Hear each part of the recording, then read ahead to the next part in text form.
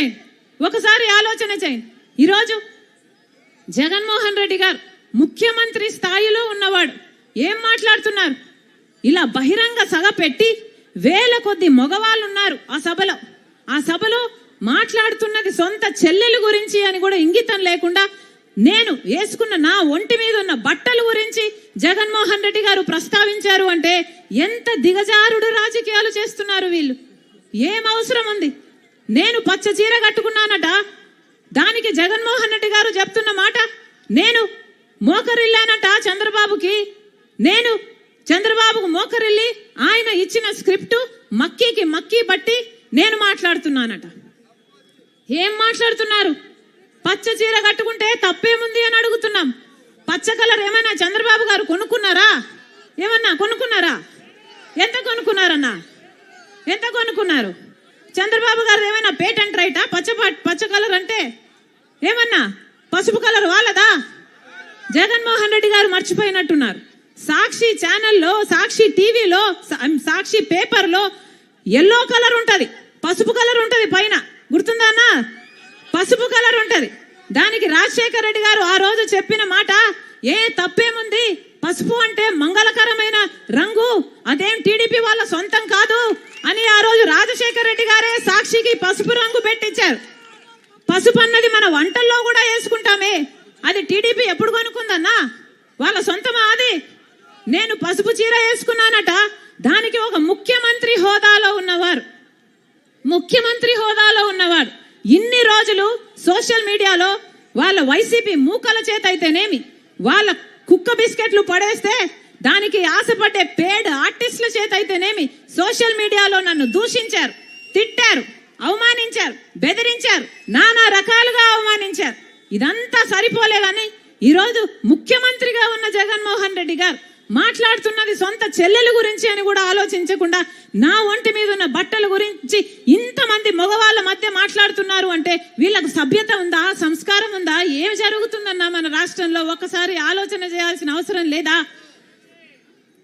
నేను మక్కీ కడుతున్నానంట, మక్కీ నేను చంద్రబాబు గారి స్క్రిప్ట్ తీసుకొని నేను మాట్లాడుతున్నానట. ఎవరన్నా మక్కీ స్క్రిప్ట్ చదివేది మీటింగ్లలో? ఎవరు చదువుతున్నారు? జగన్మోహన్ రెడ్డి గారు స్క్రిప్ట్ పెట్టుకొని మక్కీ వర్డ్ టు వర్డ్ చూసుకుంటూ చదివేది జగన్మోహన్ రెడ్డి గారా నేనా? ఎవరు చదువుతున్నారు మక్కీ? ఏం చెప్తున్నారు? నేను మోకరిల్లానా చంద్రబాబుకి? నాకేం అవసరం? నేను రాజశేఖర రెడ్డి రక్తం, రాజశేఖర రెడ్డి బిడ్డను. నేను ఎవ్వరి ముందు ఏ రోజు మోకరించలేదు, అందుకే మొండిగా ఈ రోజు వరకు కొట్లాడుతున్నా. నా గురించి ఎవడు ఏమి రాసుకున్నా, ఏమి అనుకున్నా ఏ రోజు పట్టించుకోలేదు రాజశేఖర రెడ్డి బిడ్డ. ఎందుకంటే నాకు తెలుసు నా గుండెలో ఉన్న నిజాయితీ గురించి. ఈ రోజు మోకరిల్లింది ఎవరు? బీజేపీ ముందు, మోడీ ముందు జగన్మోహన్ రెడ్డి కాదా మోకరిల్లింది? ఎంతగా మోకరిల్లారన్నా? ఆఖరికి మన ప్రత్యేక హోదాను తాకట్టు పెట్టారు, మన పోలవరం తాకట్టు పెట్టారు, మన రాజధాని తాకట్టు పెట్టారు, మొత్తం అన్ని మన ప్రయోజనాలు అన్ని తాకట్టు పెట్టుకున్నారు వాళ్ళ స్వప్రయోజనాల కోసం. ఎవరు మోకరిల్లుతున్నారు? ఢిల్లీకి వెళ్ళినప్పుడల్లా మన రాష్ట్ర ప్రజల సమస్యల గురించి మాట్లాడుతున్నారా ముఖ్యమంత్రి గారు? అవినాష్ రెడ్డిని కాపాడడం గురించి మాట్లాడుతున్నారు. అవినాష్ రెడ్డి ఎక్కడ అరెస్ట్ అవుతాడో బెయిల్ తెచ్చుకోవడానికి, లేకపోతే వాళ్ళ మద్దతు తెచ్చుకోవడానికి వెళ్తున్నారు తప్పితే ప్రజల గురించి ఎప్పుడు మాట్లాడుతున్నారు వీళ్ళు కాదా? అసలు మోడీకి దత్తపుత్రుడు అని చెప్పడం లేదా? బీజేపీ నాయకులే చెప్తున్నారే జగన్మోహన్ రెడ్డి గారు మోడీకి దత్తపుత్రుడు అని. మరి జగన్మోహన్ రెడ్డి గారు బీజేపీకి వారసుడా, మోడీకి వారసుడా, లేకపోతే రాజశేఖర రెడ్డి గారి వారసుడా? ముమ్మాటికి మోడీకి వారసుడు. ఎందుకంటే రాజశేఖర రెడ్డి గారు బీజేపీని వ్యతిరేకించేవాడు. బీజేపీని వ్యతిరేకించిన నాయకుడు రాజశేఖర రెడ్డి గారు. అలాంటి బీజేపీకి జగన్మోహన్ రెడ్డి గారు మోకరిల్లుతున్నాడు అంటే ఈయన రాజశేఖర రెడ్డి గారి వారసుడు కాదు, ఈయన మోడీ వారసుడు. నిజానికి ఈయన మోడీ వారసుడు. ఆఖరికి మణిపూర్ గడ్డలో క్రైస్తవులను ఊచకోత చేసింది బీజేపీ పార్టీ, ఆర్ఎస్ఎస్ కలిపి. కనీసం అప్పుడైనా నోరిప్పాడా జగన్మోహన్ రెడ్డి గారు?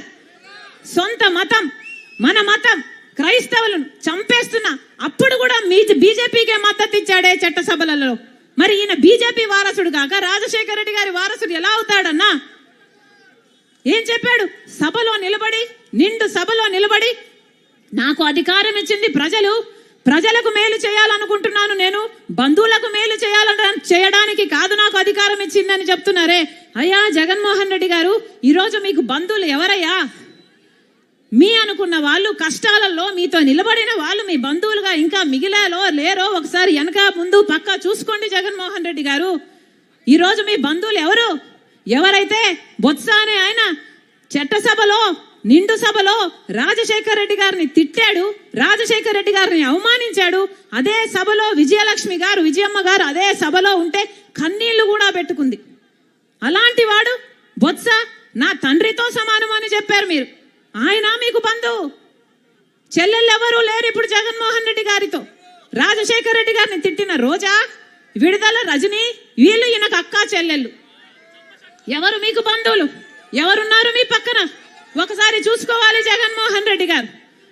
నేను ప్రజలకు మేలు చేయడానికి నాకు అధికారం ఇచ్చారు అంటున్నారే, మరి మీకు ప్రజలకు మేలు చేయాలి అన్న ఉద్దేశం ఉంటే ప్రత్యేక హోదా గురించి ఒక్క ఉద్యమమైనా ఎందుకు చేయలేదు 5 సంవత్సరాలుగా?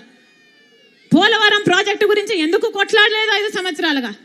రాజధాని ఎందుకు కట్టలేదు 5 సంవత్సరాలుగా? పులివెందలో నిలబడి మాట్లాడుతున్నారే, కనీసం కడప స్టీల్ ఫ్యాక్టరీ ఎందుకు రాలేదో, ఎందుకు చేయలేదో కనీసం అదైనా ఆలోచన చేస్తున్నారా? మీరా రాజశేఖర రెడ్డి గారి గురించి మాట్లాడేది? ఇదే జగన్మోహన్ రెడ్డి గారు చెప్తున్నారే, Congress party CBI charge sheet లో రాజశేఖర రెడ్డి గారిని చేర్చింది అని. ఇంతమంది ముందు చెప్తున్నా, ఈరోజు సిబిఐ రాజశేఖర రెడ్డి గారి పేరును సిబిఐ కాంగ్రెస్ తో చేర్చలేదు. రాజశేఖర రెడ్డి గారి పేరుని చేర్చింది నిజానికి జగన్మోహన్ రెడ్డి గారి లాయరే. రాజశేఖర్ రెడ్డి గారి పేరు నిజానికి సిబిఐలో లేకపోతే జగన్మోహన్ రెడ్డి గారు ఈ కేసులో నుంచి బయటపడడం చాలా కష్టము అని తెలిసి, రాజశేఖర్ రెడ్డి గారి పేరు ఉండకపోతే జగన్మోహన్ రెడ్డి గారు ఈ కేసులలో నుంచి ఎప్పుడు బయటపడ్డు అని రాజశేఖర్ రెడ్డి గారిని పేరును స్వయంగా జగన్మోహన్ రెడ్డి గారి లాయరే, సుధాకర్ రెడ్డి అనే లాయరే రాజశేఖర్ రెడ్డి గారిని చేర్చమని హైకోర్టులో, సుప్రీంకోర్టులో పిటిషన్ వేసి మరీ చేర్పించారు. దానికి ప్రతిఫలంగా